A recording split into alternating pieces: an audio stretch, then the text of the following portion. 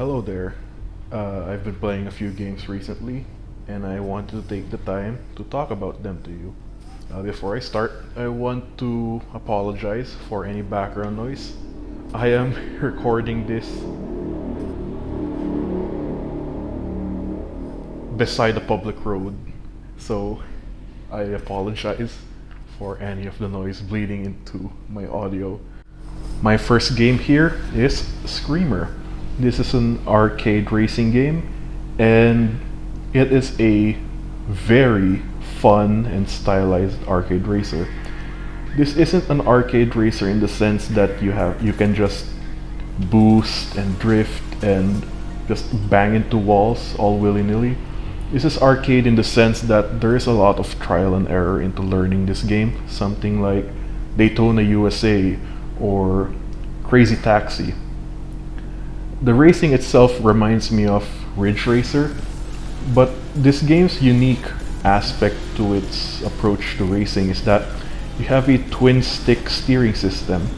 Your left thumbstick controls your steering or the general direction you want your car to move to, and the right stick controls your drifting, which is I would say, the biggest force that goes into moving your car around the corner.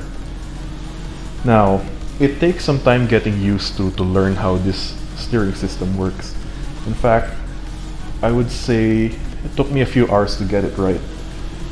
The game story mode helps you learn each system gradually. So for example, the first 8 races of the game just teaches you how to get used to the car controls.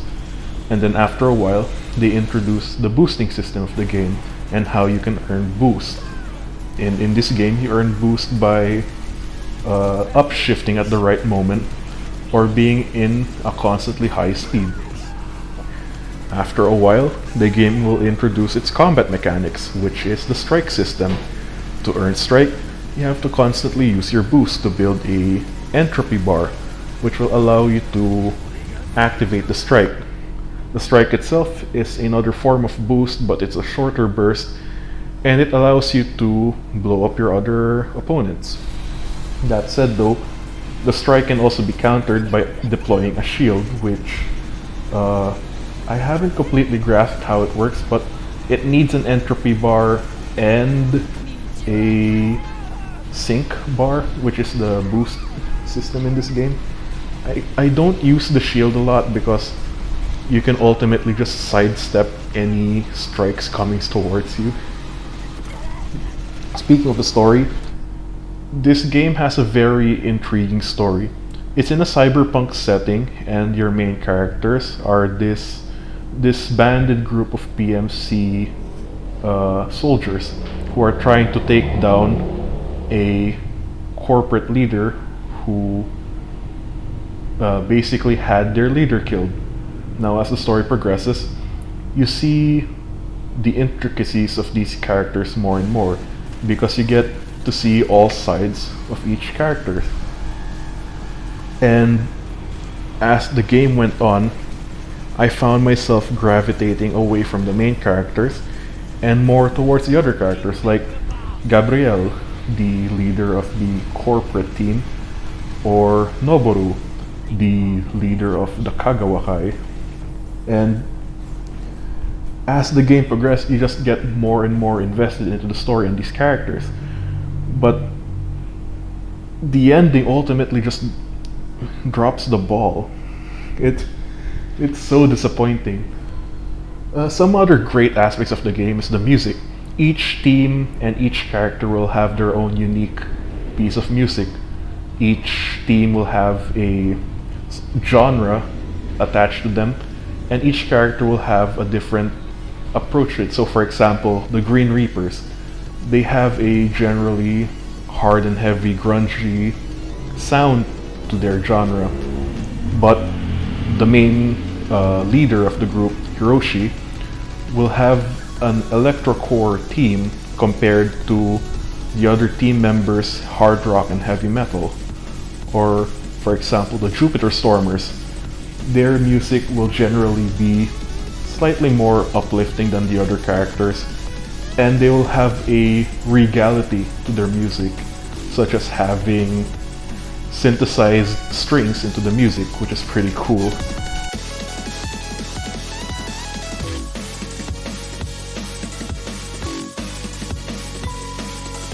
So overall, I think this game is really good. It's fantastic in terms of its gameplay. It really deserves a lot of love, but once again, the story is a letdown. Get this game on discount because the asking price is pretty steep. I got this game at a reasonable price, not too high, but just enough to say that I got my money's worth out of it. So, that was Screamer.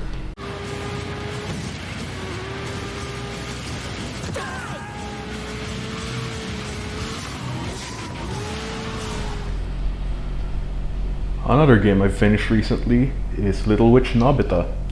This is a Souls-like game set in a desolate castle.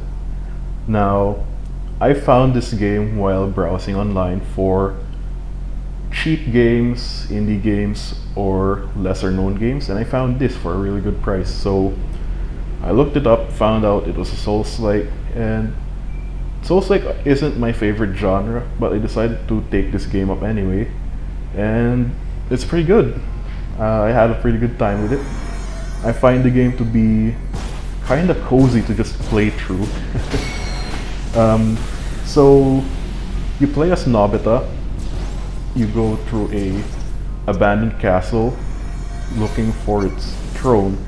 The story in this game is relatively vague. You can build up context for what's happening as you play it, but you don't necessarily get a solid look as to what is actually happening. In the game, it's a Souls-like, so there's a heavy emphasis on enemies who deal high amounts of damage and dodge rolling and finding the proper window to attack. However, the main combat mechanic of this game is shooting your enemies with spells. Now, the spells in this game, I would compare them more to guns from other games. So, there are 4 spells. The first one is called Arcane. That's your starting pistol. Next you have Ice, which is your submachine gun, Fire, which is your shotgun, and lastly, Lightning, which is your sniper rifle. As you explore your surroundings, you can find items that can upgrade your spells to make them stronger and faster or more efficient. This game is not very hard. In fact, that's probably what made the game so cozy. But then again, I was playing on the standard difficulty, which allows for health and mana regeneration. I think this is fun. Enemies aren't too hard to fight. Bosses, although they do take some effort to fight, they aren't too hard either. So if you do feel like picking up another Souls-like for your collection to try out, or you just kind of want to try something new, Little Witch Nobeta is pretty cool.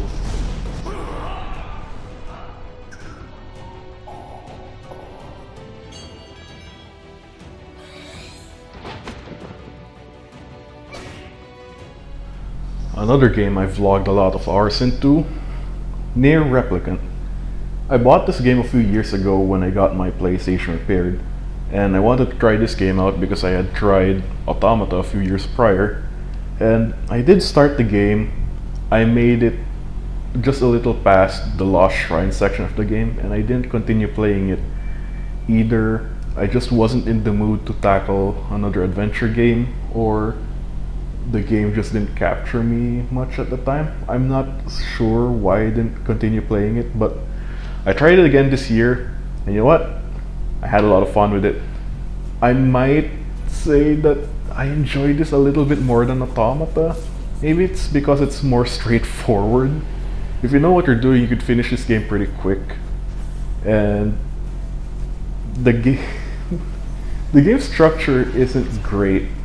A lot of it is going from one area to another in order to either talk to somebody or pick something up and go back or fight something.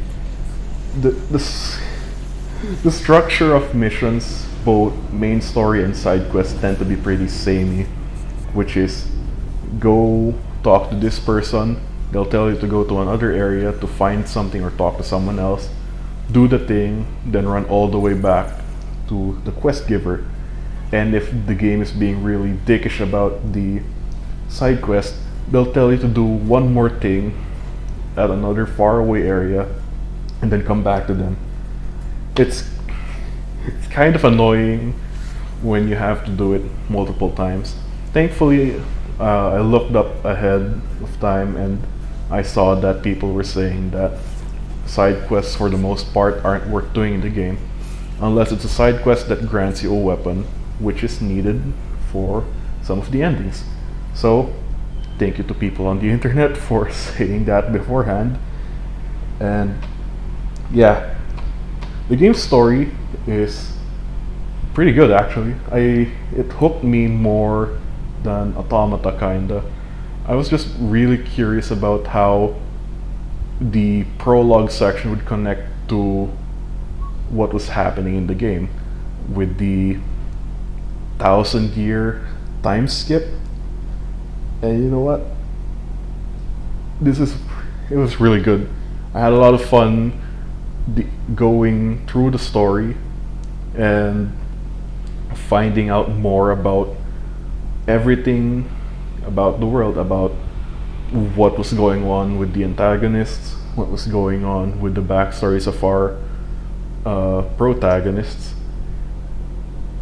One thing I didn't enjoy though is how tedious having to collect all of the endings felt, because I remember going for ending B and I already started to feel pretty bored of the experience of having to run through every single bit of the second half of the game all over again. And then you did it again for ending C. And at least when you're going for ending D, you don't have to play all of the last half of the game again, but you have to play through the final area again, which is kind of annoying because a good chunk of that encounter is just dealing with this boss that constantly regenerates or resurrects. So if you are gonna play this game, I highly suggest taking your time if you plan to collect endings B to E. Other than that though, if you have played Nier Automata before, you'll feel right at home with this game because combat mechanics are very similar. I think the one thing that this game doesn't have that Automata does is the gliding mechanic if you double jump. That's because this game doesn't have any falling damage. So yeah, if you loved Automata and you're curious about this, I recommend it.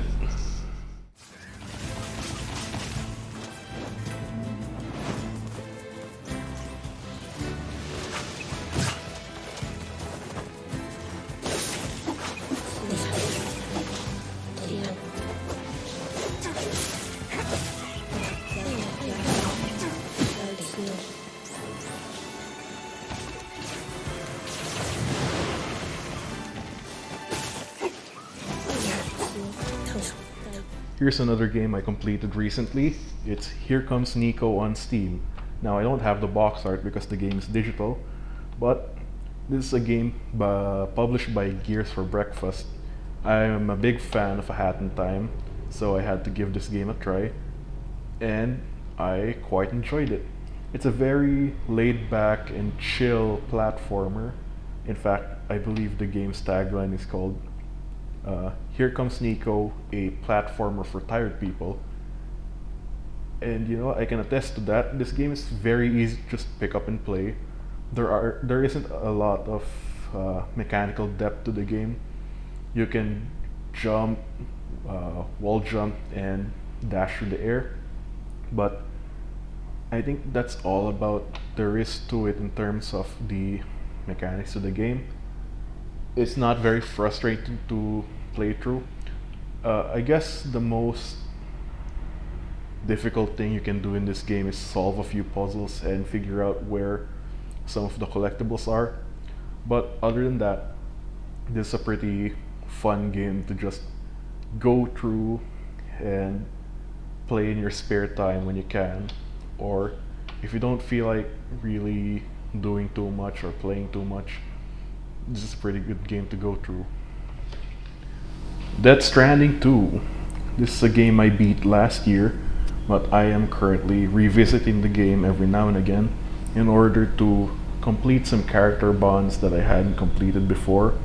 And I've also been wanting to revisit the game's photo mode because I started experimenting with Gran Turismo 7's photo mode earlier this year, and I wanted to see if I could take better shots in this game than the last time I was playing it.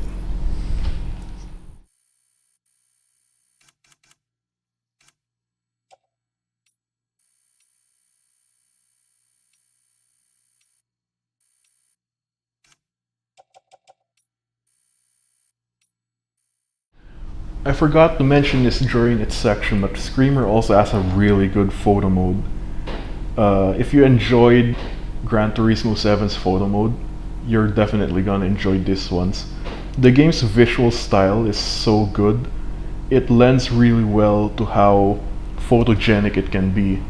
The only issue I have with this game's photo mode is how when you're setting up the effects for the photo, the UI takes up a lot of space on the screen, so you can't really see how well the different effects you're putting into the photo is affecting the way the photo looks.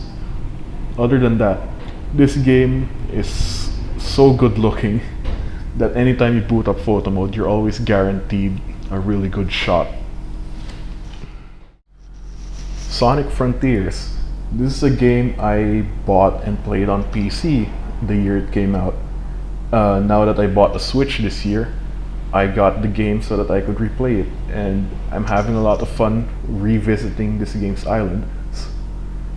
I am at the last island of the main story now, and I plan to finish up exploration there and finishing the final boss on hard. I don't plan to tackle the DLC yet. Maybe a few months down the road I will. It's just that having played the DLC before on PC, I felt kinda stretched thin after it. Maybe because I didn't enjoy the traversal options of the other characters, Amy, Knuckles, and Tails. But I just really don't want to tackle that DLC anytime soon.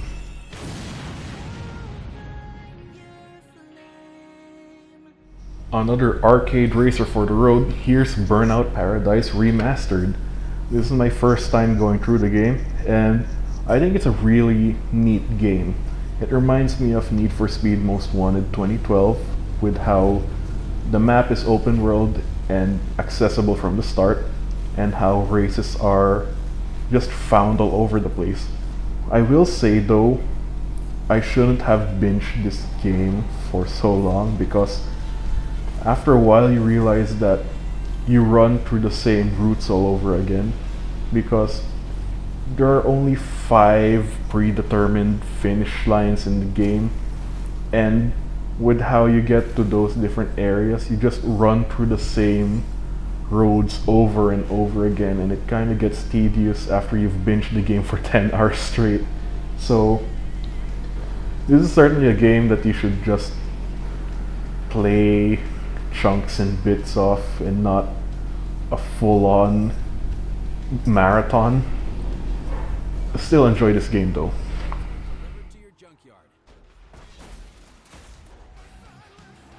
Last off, unfortunately it's a game that kind of disappointed me. River City Girls 1. Now, this is the River City Girls collection on the Switch, and I've had the first River City Girls on my Steam wishlist for quite a while, and now that I've seen the game physically on Switch, I decided to get it. Unfortunately, the game just kind of disappointed me with how clunky and unfair it can feel. I'm gonna say that it's probably my fault, because I don't play a lot of beat 'em ups, and having this be my first proper one, maybe I'm just not used enough to the genre that I can't get into the groove of the game, but I just found myself frustrated playing through the game with how enemies can feel unfair or how much they have more of an advantage over you. Some enemies will have attacks that you can't really read before they start doing, or how they just stay on the ground for so long, and when you anticipate them to wake up, they just hit you with a wake up attack that you can't anticipate to block. So it just gets on my nerves sometimes. And again, maybe this is just a staple of the genre, which just means I might not be playing any more of these games, but I really wanted to enjoy this game. I'm currently at the second boss, Yamada, and I'm just not having fun. Hopefully I can just try to explore more of the open world before I go back to fighting that boss again, but I just feel like I swallowed a really bitter pill while playing this game. Hopefully I can get better at it just so that I can feel like I didn't have my heart ripped from my chest because of how disappointed I am with this game. Hey there, it's me in the editing room. Not only did I beat the second boss a few hours after recording that, I also basically beat the game immediately after because I got so hooked to the game after getting a bit stronger. But I still do feel the annoyance with the enemies feeling stronger every now and then. But now that my character is much stronger than from the beginning of the game with my expanded arsenal, I've been having a lot more fun. So thankfully my disappointment has started to dissipate. I'm on my New Game Plus run right now. I'm about to beat the final boss, but I want to collect all of the cats before I do so. So yeah, I'm having fun with River City Girls now. So these have been the games I've been playing recently. Thank you for taking the time to listen to me ramble disjointedly and without a script. I hope to be able to do this again in the future with games I will be playing. And once again, I thank you for stopping by.